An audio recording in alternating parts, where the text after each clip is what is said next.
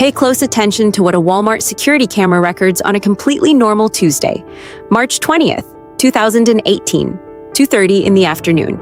Plano, Texas. A man walks through the entrance. He is calm. He moves without any urgency.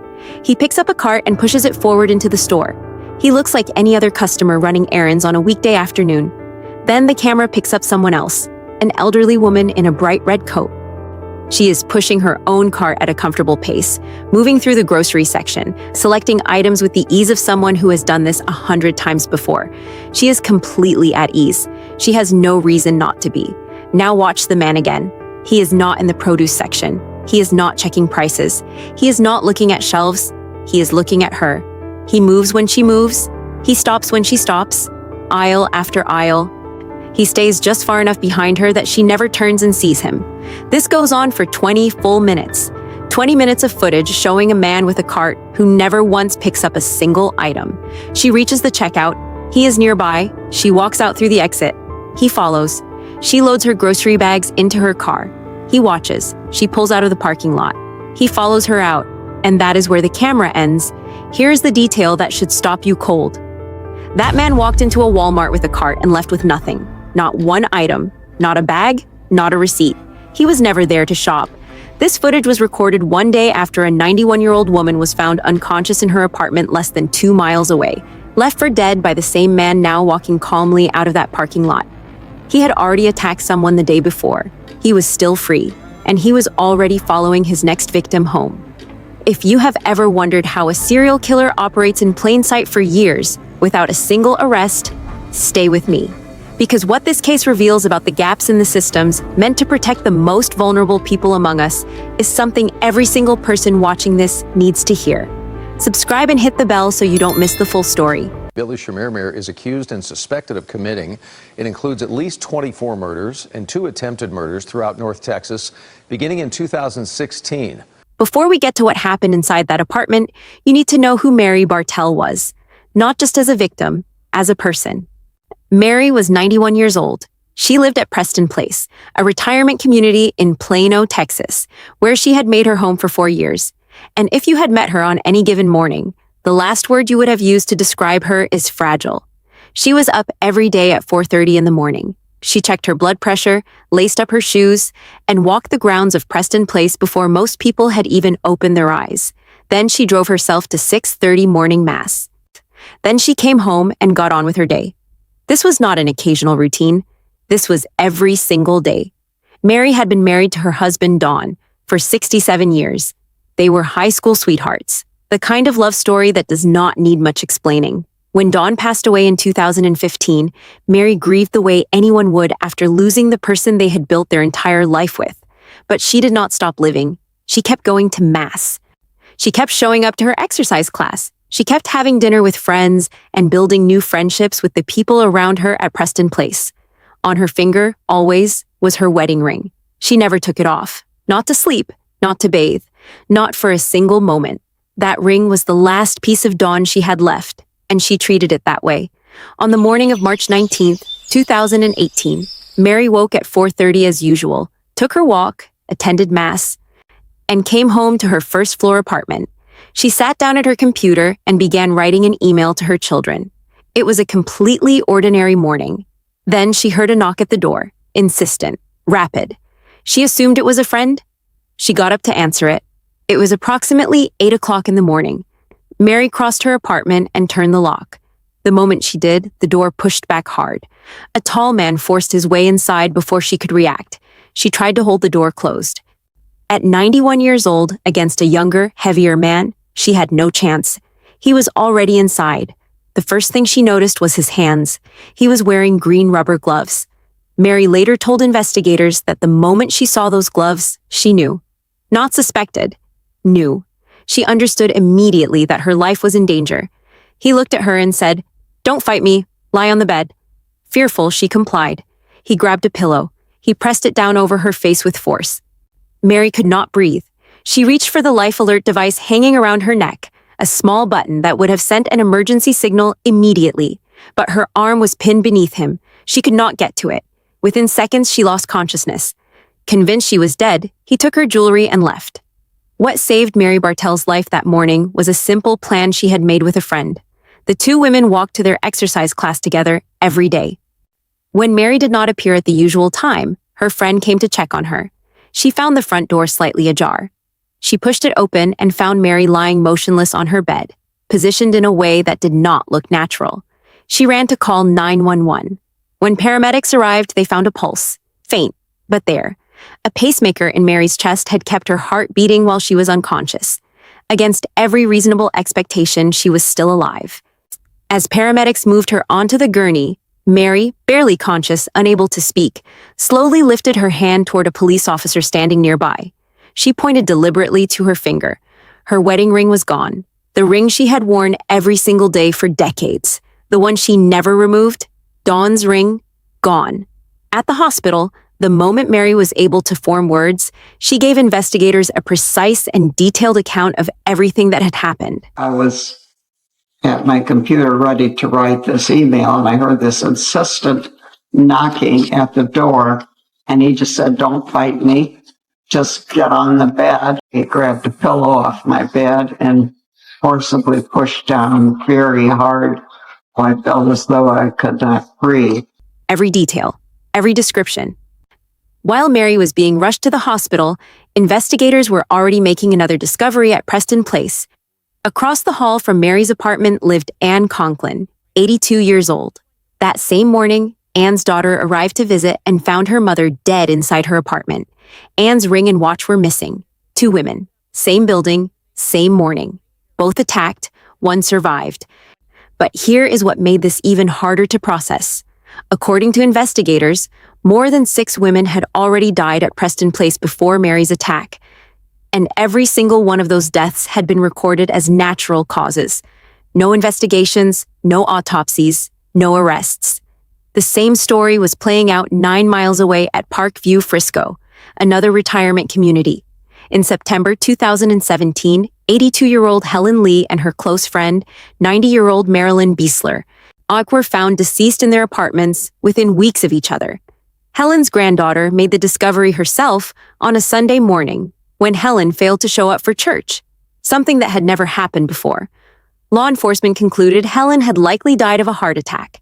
Nobody pushed for more answers, but the families noticed things that did not sit right. Both women had been found in positions that seemed too deliberate, too arranged. There were unexplained marks on their arms, and a pair of glasses had been found severely damaged, and jewelry was missing from both apartments. Wedding rings, necklaces, items these women wore every single day. When one victim's daughter asked police directly whether someone might have hurt her mother, she was told no. The official position was that her mother had died of natural causes and that someone had simply stolen the jewelry afterward. In the fall of 2016, a community relations director named Edmundo Sanchez was brought in for questioning. His responses were short and dismissive. When pressed about the missing jewelry, he suggested that elderly women often hide things in their underwear drawers and simply forget where they put them. The case stalled. Sergeant Brian France later described the moment he first heard a bulletin circulating among local officers about a pattern of deaths in senior facilities involving missing valuables. His words were simple. "Oh my gosh, this is serious." Dallas County Medical Examiner Dr. And Barnard would later testify in court that smothering deaths leave almost no visible signs for an untrained eye.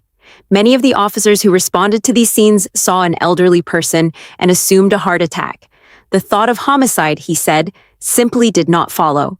The pattern had been there for years, across multiple facilities, across multiple cities, and nobody had connected it, until one license plate number changed everything. After Mary's attack, detectives moved through Preston Place and started asking questions. What they heard stopped them cold. Multiple staff members and residents told investigators the same thing independently. In the days leading up to the attack, they had seen a suspicious man inside the building. He was dressed in clean maintenance clothes. He had been spotted on the 4th floor on more than one occasion.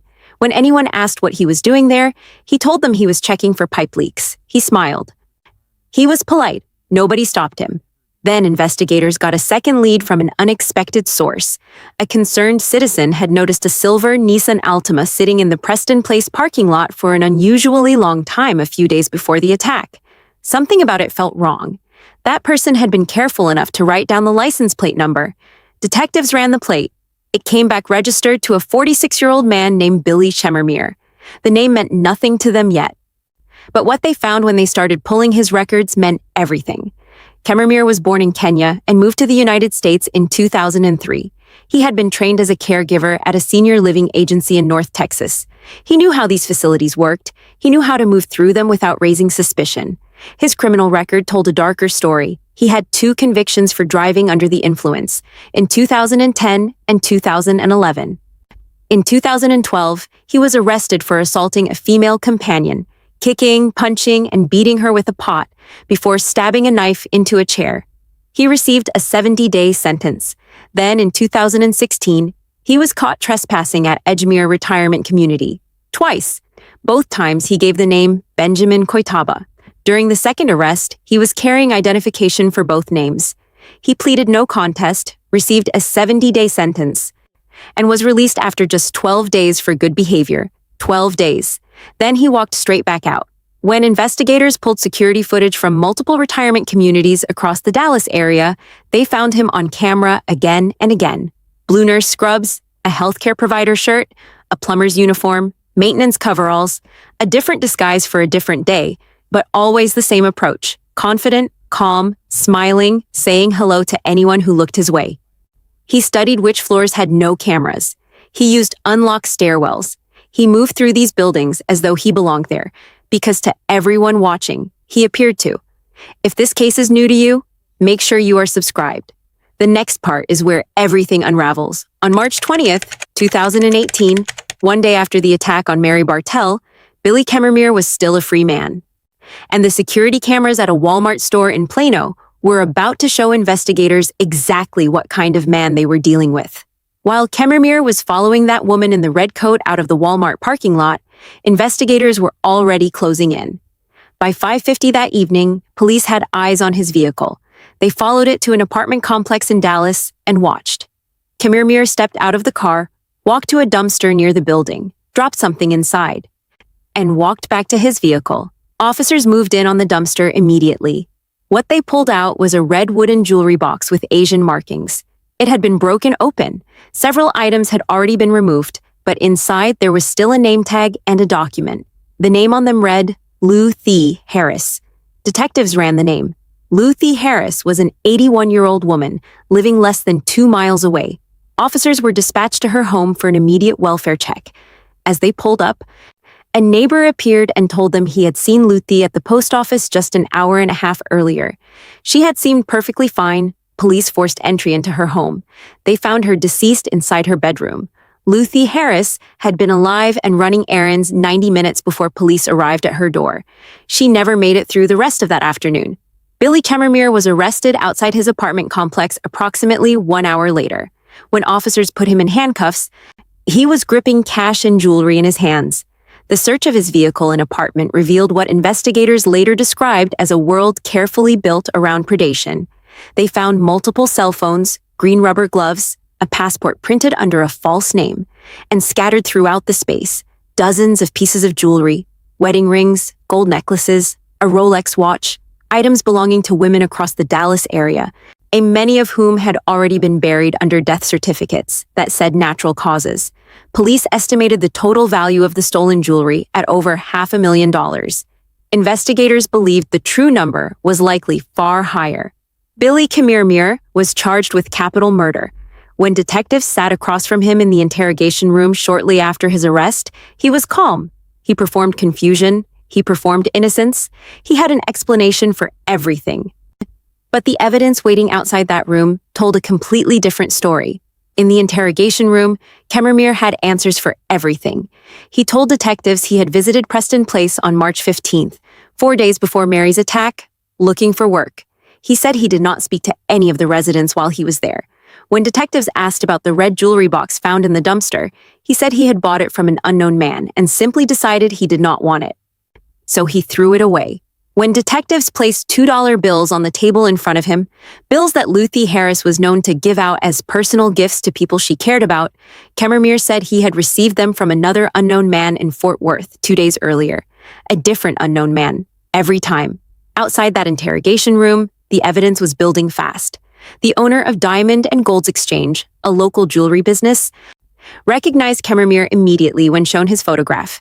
He was a regular customer, always smiling, always shaking hands, always presenting himself as a legitimate seller. According to investigators, Chemir had moved stolen jewelry through multiple pawn shops, diamond stores, and online marketplaces, including eBay, often within hours of a killing. FBI cell phone analysis placed Chemir at Mary Brooks's apartment complex for 90 minutes on the day she died. Immediately after, his phone tracked directly to the cash for gold shop he used regularly.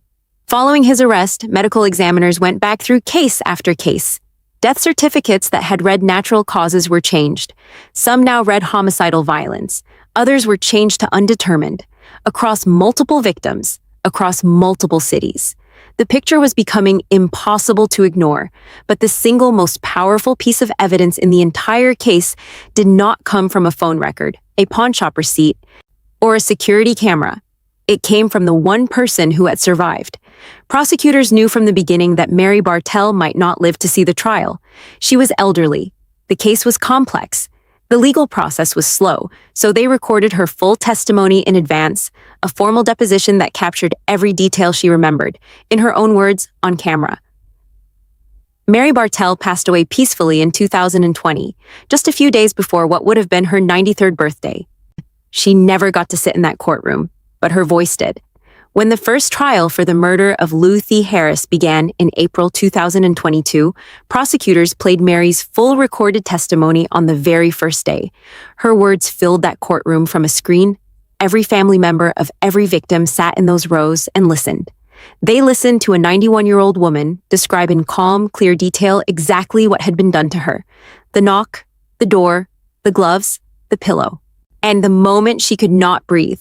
And as they listened, many of them understood for the first time, with complete certainty, what their own mothers and grandmothers had experienced in their final moments. The families held up large photographs, bright, vibrant pictures of women who had raised children, loved deeply, and built entire lives. Women who had been reduced, in the end, to items listed in a police evidence log. The jury deliberated for 45 minutes, guilty of capital murder. Billy Chemir was sentenced to life in prison without the possibility of parole. On October 7, 2022, he was convicted a second time, this time for the murder of Mary Brooks. A second life sentence. Prosecutors had pursued it deliberately, so that if one conviction were ever challenged on appeal, the other would hold. He would never walk free again. Outside the courthouse, the family of Luthi Harris wept. They had waited years for that moment. It did not bring her back. It did not undo a single thing that had been taken from them, but it was something real, something permanent, something that could not be reversed. Billy Chemir was charged with the murders of 22 people. He was convicted of 2. The remaining 20 cases were likely dismissed as the legal process moved forward. For the families connected to those cases, there was no verdict, no courtroom moment, and no 45-minute deliberation that ended with the word guilty. Just silence and a case file that went nowhere, and those 20 cases were not even close to the full picture. Investigators flagged hundreds of deaths across the Dallas area for potential review following Chemir's arrest. Most of those families will never receive a definitive answer about what happened to their loved ones. The deaths were recorded years earlier. Evidence was gone. Autopsies were never performed. The window had closed. The families who had fought hardest through the trial did not stop when the verdicts came in. They formed a nonprofit organization called Secure Our Seniors' Safety and took their fight to the Texas state legislature. They pushed for mandatory background checks on all staff at senior living facilities, required visitor check-in systems, and laws compelling facilities to report suspicious deaths to law enforcement immediately. The senior living industry lobbied against the measures. The legislation stalled. Shannon Dion, who had advocated for the victims' families throughout the trial, put it plainly. She said, "Senior living establishments advertise fine dining and luxury living. Security must be a priority." On September 19, 2023, Billy Chemir was killed inside his prison cell by his cellmate. He died without ever fully accounting for what he had done. For many families, that news landed somewhere between relief and frustration. He was gone. But the questions he left behind were not. This case was never really just about one man. This case does not end with a verdict. It ends with a question. What are we actually doing to protect the people who built everything we have? There are things this case teaches us that are worth saying out loud. When an elderly person reports an attack or tells you something felt wrong, believe them. Do not explain it away. She memorized her attacker's face. She memorized her attacker's face, his gloves, his words, and his build. Her children later described her with complete awe. A 91-year-old woman who, in the worst moment of her life, summoned the presence of mind to change the outcome of an entire criminal case. If you are choosing a care facility for someone you love, ask hard questions before you sign anything. Which floors have security cameras? What is the visitor check-in process? Are background checks required for all staff and contractors? If the answers are vague, keep asking. If a loved one dies suddenly in a care facility and valuables are missing, push for an autopsy. Document what they owned. Ask questions in writing. The families in this case were told not to worry. They were wrong to listen. Verify the identity of anyone who shows up claiming to be maintenance or healthcare staff. A smile and a uniform are not credentials. Luthi Harris was at the post office at 4:30 in the afternoon on the day she died. She waved to her neighbor on the way home. Helen Lee never made it to church on a Sunday morning, something that had never happened before in her life. Mary Bartell heard a knock at her door and assumed it was a friend. All of them deserved better, every single one. Tell me in the comments, what do you think needs to change about how we protect elderly residents in care facilities? And if this case is new to you, hit that subscribe button and share it. These women deserve to be remembered by more than a case number.